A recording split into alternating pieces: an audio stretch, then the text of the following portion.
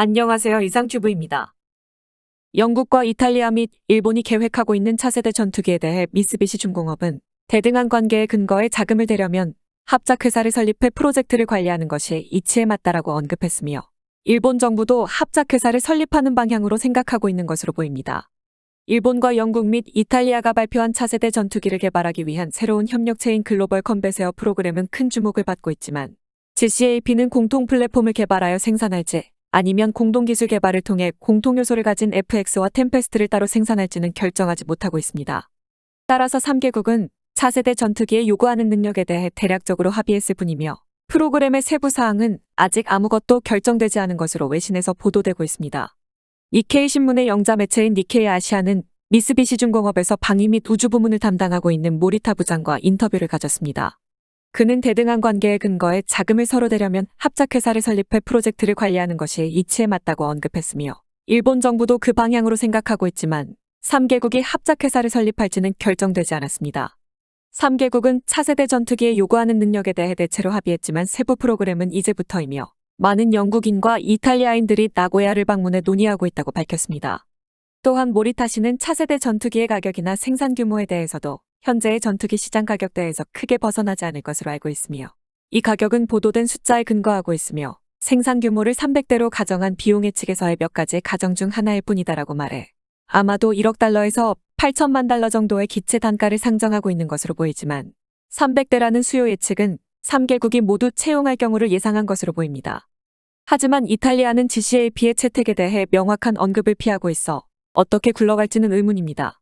향후 이탈리아에서도 타이푼의 후계기 취득에 관한 계획이 부상할 것으로 생각되지만 현 시점에서 차세대 전투기 도입에 관한 공식적인 계획은 없습니다. 또한 이탈리아가 영국의 템페스트 프로그램에 참가를 결정한 것도 방위산업의 기반 유지에 필수적인 업무량 확보나 차세대 전투기에 관련된 기술 습득이 목적이라고 알려지고 있습니다. 여기에 이탈리아는 영국 주도의 템페스트와 독일과 프랑스 주도의 FCAS가 통합되는 것을 거듭 희망하고 있으므로 도입하는 차세대 전투기에 대해서는 오히려 관망하며 추후 수요를 예측할 것으로 보입니다. 이야기가 조금 다른 길로 샜지만 모리타 씨는 기체의 최종 조립도 한 곳에 집약되지 않을 가능성이나 효율적인 업그레이드나 자국산 무기의 통합을 가능하게 하기 위해 차세대 전투기의 운영체제는 외주에 발주하지 않고 자국에서 개발한다는 의미라고 생각한다고 말했기 때문에 GCAP의 정체는 공통 플랫폼의 국제 개발 및 공동 생산이 아니라 공통 요소를 가진 FX와 템페스트를 부분적으로 공동 생산해 개발 비용을 낮춘다는 전례 없는 형태로 나타날 수도 있습니다. 덧붙여서 모리타 씨는 일본은 F2 개발 당시 미국의 기술정보 접근 제한에 어려움을 겪었기 때문에 F2 개발 당시와 GCAP 협력체의 차이에 대해 개발에 관여하는 국가의 기술에 풀액세스할 수 있는 것을 목표로 협조하고 있고 니케이 아시아도 바이든 행정부는 미국산 방위장비 구입을 압박한 트럼프 행정부보다 동맹국의 독자적 프로그램에 이해를 보이고 있다고 보도하고 있어 F2 개발 당시보다 GCAP는 다른 나라들의 기술적 접근에 좀 더 용이한 것으로 보입니다. 두 번째 소식을 전해드리겠습니다. 유럽의 에어버스가 개발 중인 타이푼 트란체 5가 차세대 전투기에 탑재되는 기술을 가지고 있을 것이라는 외신 보도가 나오고 있습니다. 스페인 공군은 EF-18A 플러스의 후계기로 타이푼을 선택했으며 EF-18M과 EAV-AP의 후계기 프로그램에도 자금을 공급할 예정이며 에어버스도 스페인 공군이 트란체 4 혹은 트란체 5의 타이푼을 구입할 것이라고 기대했습니다. 스페인 공군이 운용 중인 네거시오네 85대는 중고 F-18A를 업그레이드한 EF-18A 20대와 새롭게 도입한 EF-18MC 53대, 그리고 EF-18BMC 12대로 구성됐으며 기체 수명이 먼저 끝나는 EF-18A 플러스의 후계기로는 F-35A와 타이푼이 제한됐으나 스페인은 지난해 6월에 개최되었던 베를린 에어쇼에서 타이푼 20대 도입에 관한 계약을 체결했다고 밝혔습니다. 또한 스페인 정부는 2023년부터 EF-18M과 EAV-AP의 후계기 프로그램에도 자금을 공급하기 시작할 것으로 확인됐으며 에어버스는 스페인 공군이 트란체 4 혹은 트란체 5 타이푼을 구입할 것으로 기대하고 있다고 제인스가 보도했습니다. 스페인 공군이 EF-18A 플러스의 후계기로 도입하는 것은 캡터 EMK-1을 탑재한 트란체 4이며 EF-18M의 후계기로는 트란체 4를 추가 도입하거나 트란체 5를 도입할 것으로 기대하고 있다는 의미입니다. 트란체 5는 에어버스와 타이푼 공동개발국인 영국과 독일 및 이탈리아와 스페인이 공동으로 개발 중인 타이푼의 새로운 버전입니다. 아직 LTE 버전은 공동개발국들이 미래의 타이푼에 요구하는 능력을 서로 기획하고 있는 단계이므로 무엇을 실현할지는 확정되지 않았지만 에어버스는 LTE에 대해 장래의 전장을 내다본 타이푼의 재설계 작업으로 FCAS나 템페스트로의 가교적인 존재가 된다. 타이푼 LTE는 차세대 전투기에 채용되는 기술을 5년에서 10년 빨리 이용할 수 있게 되고 가장 중요한 것은 데이터 구동의 실현이다라고 말했습니다.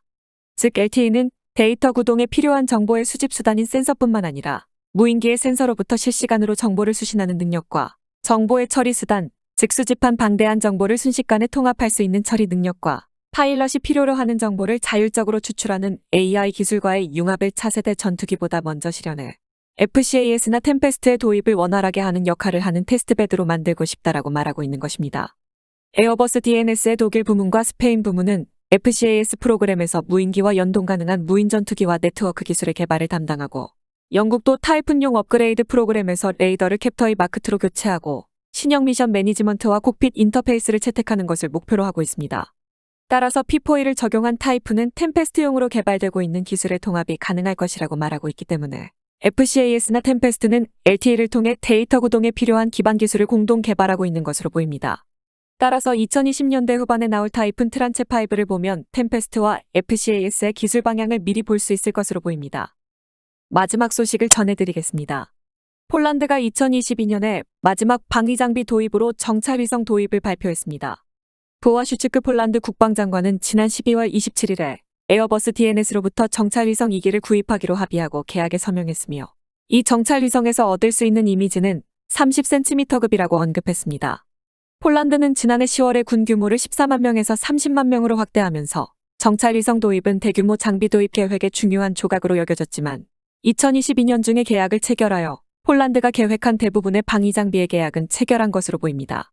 폴란드군의 조달 수요에서 존재감을 발휘하고 있는 곳은 미국과 한국이며 영국도 폴란드에서 방위 장비를 수주하기 위해 SAA의 후속 미사일로 CAMM을 제안하고 나섰으며 영국은 폴란드 측의 전례 없는 규모의 기술 이전과 CAMM 제조의 폴란드 산업계에 참여, 또한 독자적으로 CAMM의 해외 수출도 허용하겠다고 약속함으로써 경쟁사인 IRIS-T와 나삼스를 누르고 수주를 따냈지만 이 파격적인 조건 제시는 독일 스페인과 경쟁하던 프리기탐 수주의 포석이기도 해 영국은 의도대로 에로우헤드 140 수주에도 성공했습니다.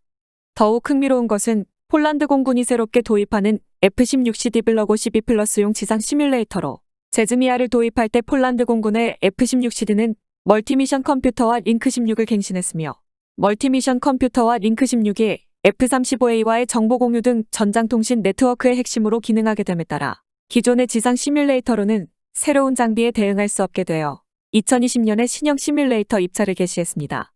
그다지 화제가 되지 않는 분야이지만 F-16용 지상 시뮬레이터는 미국이 자국의 기술 정보를 도입국에 개방하고 있는 몇 안 되는 분야여서 폴란드 공군의 시뮬레이터 입찰에는 F-16 제조사인 로키드 마틴 등 총 7개사가 입찰해 이스라엘의 LB 시스템즈가 수주했습니다. 폴란드 공군이 도입하는 신형 시뮬레이터는 F-16CD가 탑재된 새로운 기능들을 완전히 커버할 수 있고 공동 출격 시나리오에서는 4명의 파일럿이 동시에 훈련 가능하며 도입 예정인 F-35A의 지상 시뮬레이터와도 연동할 수 있어 네트워크 경유로 국제적인 공동훈련도 실행할 수 있다고 합니다.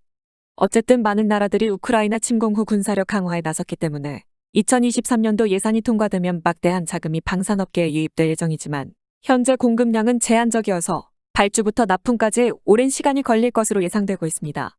하지만 우크라이나 침공 전인 2021년에 대규모 군사력 강화에 나선 폴란드는 다른 나라에 앞서 선계약을 따낼 수 있었습니다. 이는 결과론이기 때문에 폴란드가 우크라이나 침공 이후를 예견한 것은 아니지만 예산 통과를 기다리고 있는 많은 나라의 국방 관계자들은 계약 체결에 필요한 예산을 미리 확보하고 있는 폴란드 군의 상황이 부러워 보일 것입니다. 이상 마치겠습니다. 시청해주셔서 고맙습니다. 이상튜브였습니다.